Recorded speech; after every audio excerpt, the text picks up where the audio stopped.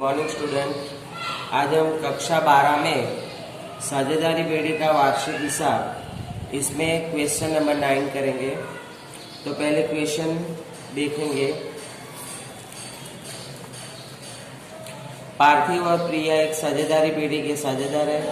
तारीख 31/3/17 के रोज की सकल तलपट और समायोजन पर से साझेदारी पेढ़ी का वार्षिक हिसाब तैयार करें।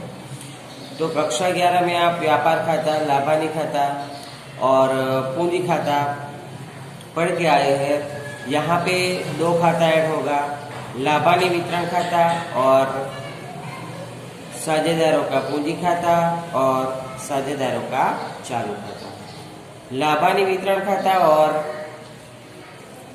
पूंजी खाता, चालू खाता वो लेसन नंबर 1 में हम पढ़ चुके हैं। उस हिसाब से यहाँ पे उसका लेखा हम जो भी खाते में जो एंट्री आएगी वो हम करेंगे। तो यहाँ पे आपको पार्थिव और प्रिया की साझेदारी पेढ़ी का 31/3/17 की सकल तलपट, ये सकल तलपट आपको दे दिया है और इसके बाद समायोजन दिया है कि पूंजी पर 8% के दर से, आहरण पर 12% के दर से ब्याज गिनना है। पार्थिव ने प्रति मास के अंत में ₹400 और प्रिया ने तारीख 1/10/16 को आहरण किया है।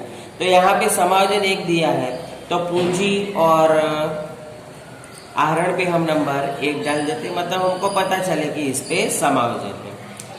सेकंड, 10,000 की उधार बिक्री का लेखा करना बाकी है तथा मार्च 2017 की बिक्री बही का योग बुल से 2,000 ज्यादा है।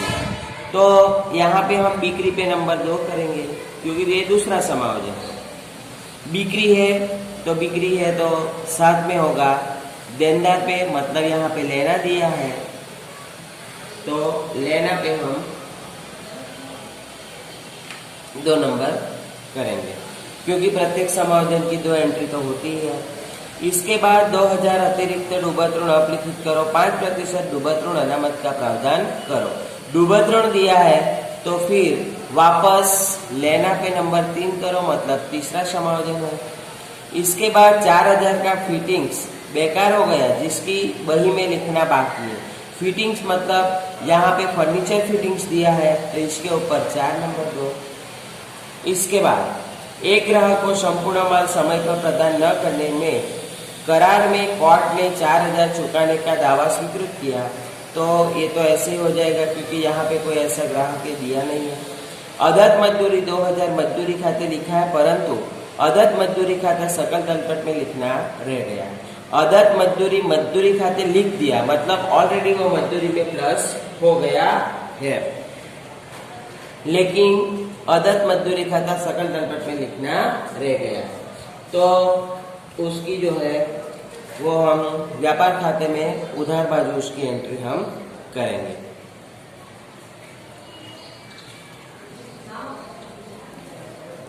चलो अब पहले हम समायोजन को सॉल्व करेंगे। तो सबसे पहले हम पूंजी की एंट्री करेंगे।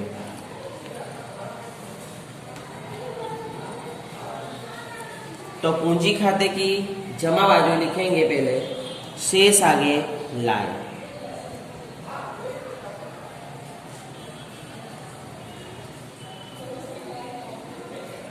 पार्थिव का 24,000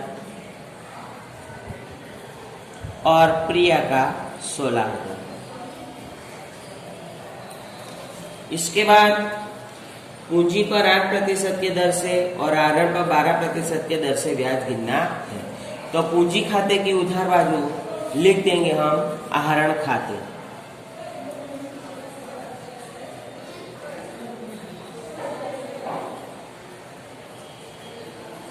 $4,800 पार्थिव का और 3,200 प्रिया का। चलो आगे समायोजन नंबर 1 देखेंगे कि पूंजी पर 8% और आहरण पर 12% के दर से ब्याज गिनना है। आगे लिखा है पार्थिव ने प्रति मास के अंत में 400 और प्रिया ने 1/10/16 को आहरण किया है। तो पूंजी पर ब्याज गिनेंगे, पूंजी पर 8% के दर से। तो पूंजी खाते की जमा बाजू लिखेंगे पूंजी पर ब्याज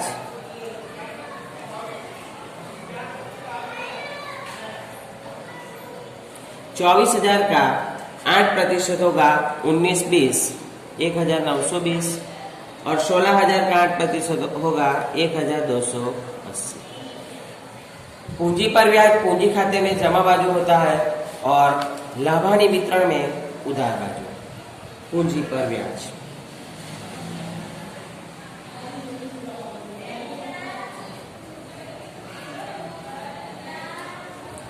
पार्थिव इनर कॉलम में लिखेंगे 1920 और प्रिया का 1,280, आउटर कॉलम ले जाएंगे 32। चलो आगे लिखा है कि पार्थिव ने प्रति मास के अंत में ₹400 और प्रिया ने 1/10/16 को आहरण किया है। प्रति मास के अंत में आहरण किया है तो पहले हम गिनती करेंगे।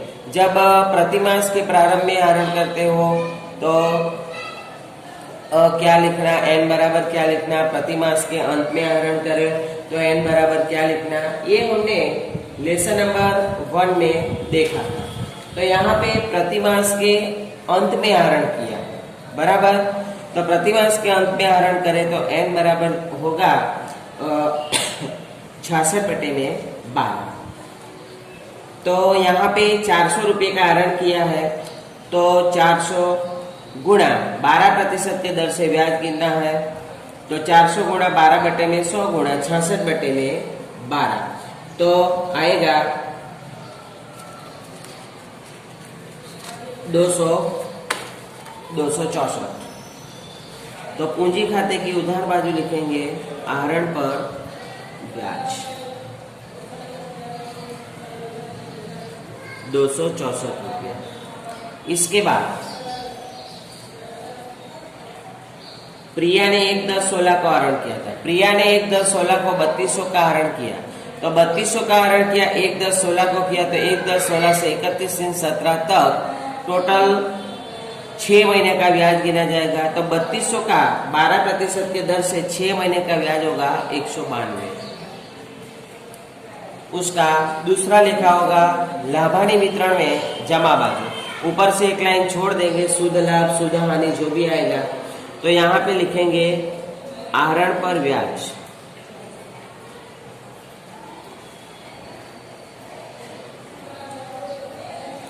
पार्थिव प्रिया।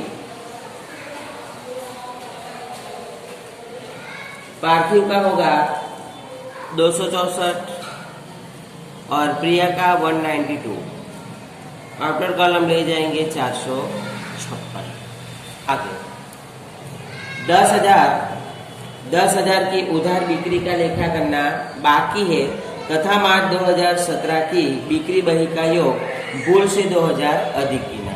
समायोजन में लिखा है कि बिक्री का लेखा करना बाकी है। जब बिक्री का लेखा करना बाकी हो तो हमें उसका लेखा करना होता है। तो बिक्री जो है वो व्यापार खाते की जमा बाजू लिखा जाता है। आपको क्वेश्चन में सकल तलपट में बिक्री दिया है 2 लाख, तो व्यापार खाते की जमा बाजू लिखेंगे बिक्री इनर कॉलम 2 लाख।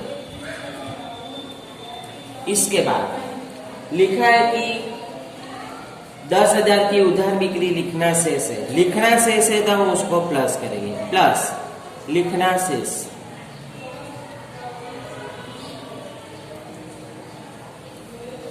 10,000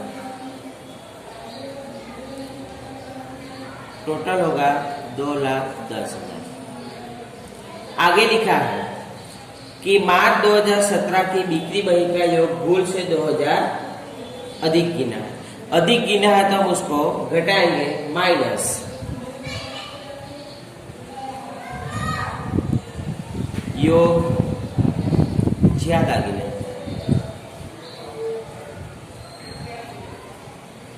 2000 घटा के लिखेंगे 2,08,000। प्रत्येक समायोजन की 2 एंट्री होती है, तो ये लिखना शेष बिक्री और उसका लेखा हम करेंगे पक्की तलपट में संपत्ति लेना बाजू।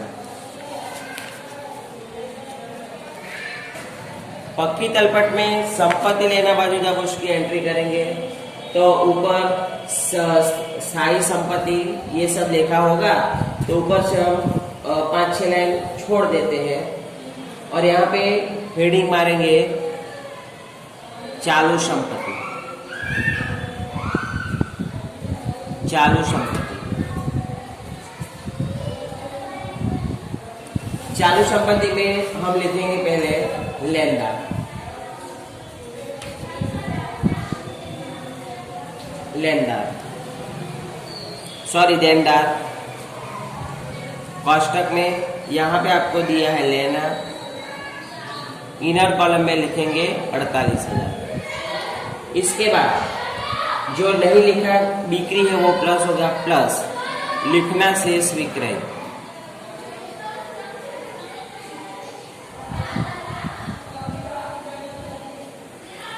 दस 10,000 का लेखा करना बाकी है तो प्लस हो जाएगा 58,000। इसके बाद रिलेटेड उसके समायोजन है 2,000 अतिरिक्त डूबत ऋण अपलिखित करो, तो माइनस डूबत ऋण कोष्टक में लिखो समायोजन का, तो पता चले हमको कि ये समायोजन का है। तो अतिरिक्त डूबत ऋण 2,000, तो वो घटाएंगे माइनस 2,000 56,000। इसके बाद आगे लिखा है कि 5% डूबत ऋण अनामत का प्रावधान करो, तो वो भी माइनस होगा, माइनस डूबत ऋण अनामत।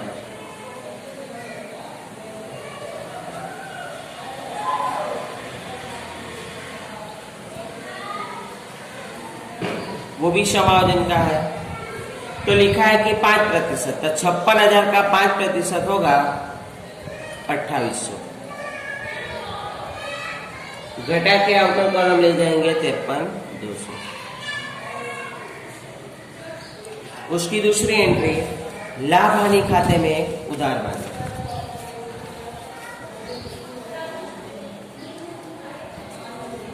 तो लाभ हानि खाते में उधार बाजू ऊपर से एक लाइन छोड़ देंगे और यहां पे लिखेंगे डूबत ऋण। आपको कोष्टक में क्वेश्चन में कच्ची तलपट में डूबत ऋण दिया नहीं है, तो डायरेक्ट हम डूबत ऋण समायोजन का लिखेंगे।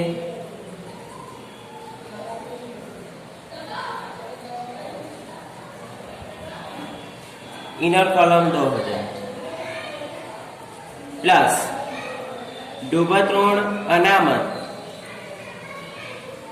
समायोजन का लिखेंगे 2800।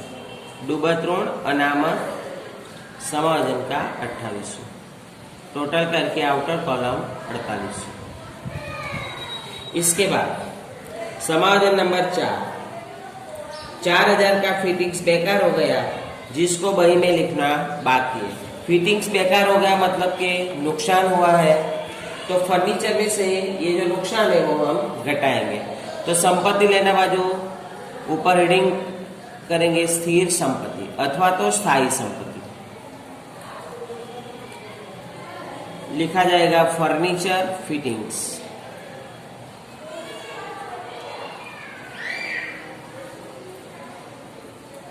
$10,000 माइनस खराब हो गया तो ये नुकसान हुआ 4,000 का नुकसान हो गया, तो माइनस करेंगे आउटर कॉलम होगा 6,000। नुकसान है तो लाभानी खाते में उधार बाजू फर्नीचर फिटिंग्स का नुकसान।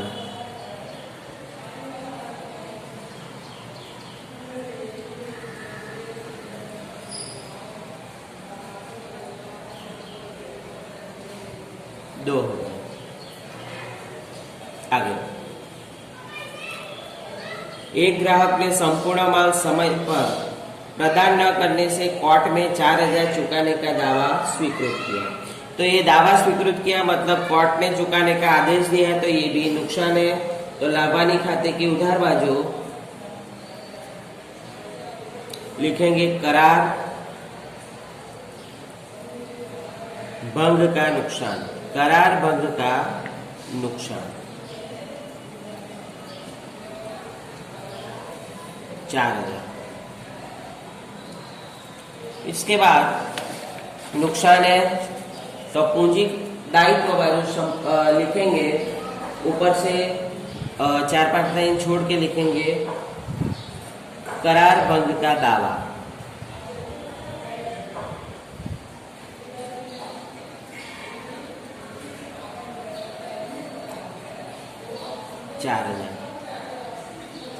आगे अदत मजदूरी 2,000 मजदूरी खाते लिखना, परंतु अदत मजदूरी खाते लिखना बाकी है। मतलब कि ऑलरेडी वो मजदूरी में प्लस हो गया, लेकिन चुकानी बाकी मजदूरी खाते लिखना बाकी रह गया। चुकानी बाकी है तो वो भी दायित्व है, तो पूंजी दायित्व बाजू लिखेंगे अदत मजदूरी।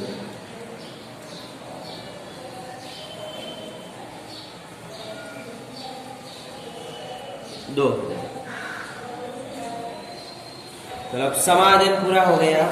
अब हम जो सिंपल एंट्री है सब कच्ची तलपट्टी, उसका लेखा हम करेंगे। सबसे पहले आपको दिया है आहरण और पूंजी, उसका लेखा हो गया। इसके बाद दिया है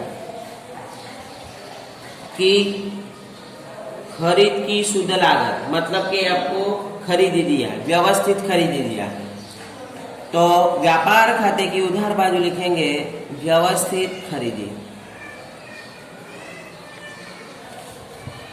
व्यवस्थित खरीदी। Inner column 1,06,000।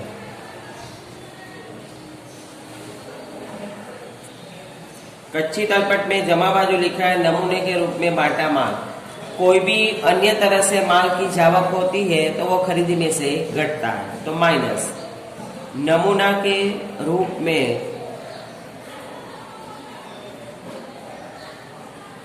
बांटा माल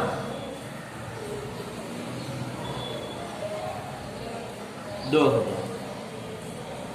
घटाने के बाद आउटर कॉलम होगा 1,04,000। आगे माल का स्टॉक, ये जो माल का स्टॉक दिया है तारीख दिया है 31/3/17, 31/3/17 दिया है, मतलब कि ये अंतिम स्टॉक है। अंतिम स्टॉक है तो ये संपत्ति लेना बाजू लिखा जाएगा अंतिम स्टॉक,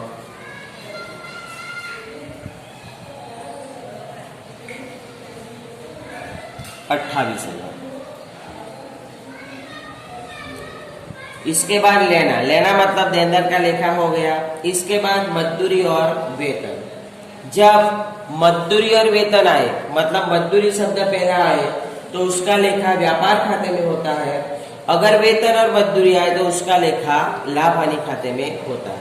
लेकिन यहाँ पे आपको मजदूरी वेतन दिया है, मतलब व्यापार खाते में उधार बाजू लिखेंगे मजदूरी वेतन।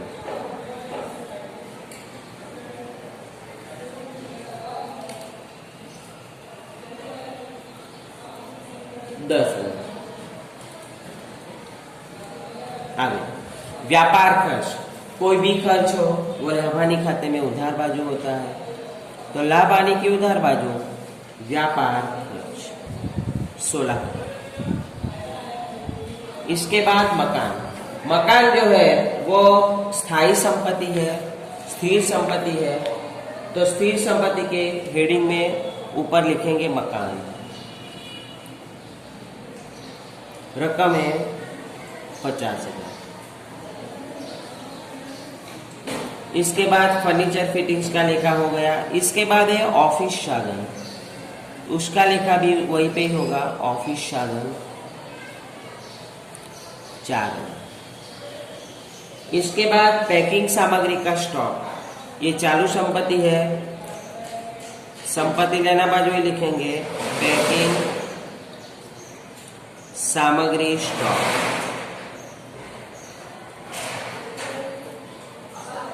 4,000।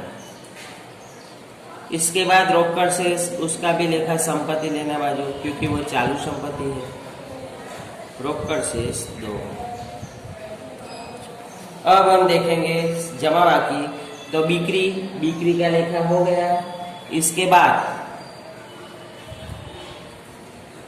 देना, देना मतलब लेनदार, तो संपत्ति लेना बाजू लिखेंगे देना, कोष्टक में लेनदार,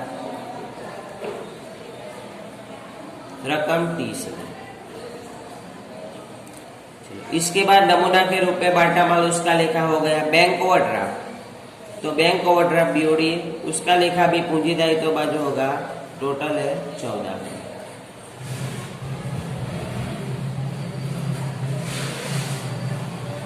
अब हमारी कोई एंट्री बाकी नहीं है, तो व्यापार खाते का जमा बाजू का टोटल करेंगे। तो जमा बाजू का टोटल 2,08,000, टोटल को उधार बाजू ले जाएंगे 2,08,000 को। 2,08,000 में से 1,04,000 और 10,000 घटाने के बाद आता है सकल लाभ। 11वीं में हम सीख गए हैं कि व्यापार खाते के जमा बाजू का टोटल अधिक हो तो उधार बाजू अंतर की रकम आता है वो सकल लाभ। अगर व्यापार खाते की उधार बाजू का टोटल अधिक आता है तो जमा बाजू लिखा जाता है सकल। ये सकल लाभ जो है वो लाभानी खाते में जमा बाजू लिखा जाएगा सकल लाभ। 94। चलो, तो यहाँ पे लाभानी खाते की जमा बाजू का टोटल अधिक है 94,000। जब लाभानी खाते का जमा बाजू का टोटल अधिक होता है तो उधार बाजू लिखा जाएगा शुद्ध लाभ। तो 94,000 में से ऊपर जितनी भी एंट्री है वो सब माइनस करने के बाद आएगा, उसका लिखा जाएगा शुद्ध लाभ। शुद्ध लाभ आया 94,000 में से 4800, 2,000, 4,000, 16,000 घटाने पर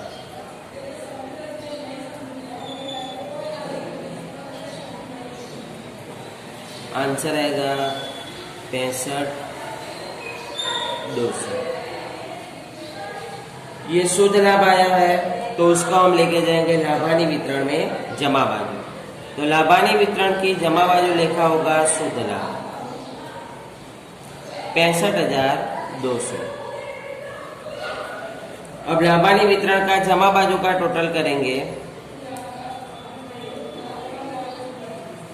तो 65,200 प्लस 456 तो 65,656। उधार बाजू लाएंगे 3200 रुपया घटाएंगे तो घटाने के बाद जो भी आंसर आता है उसको लिखा जाता है वितरण पात्र लाभ।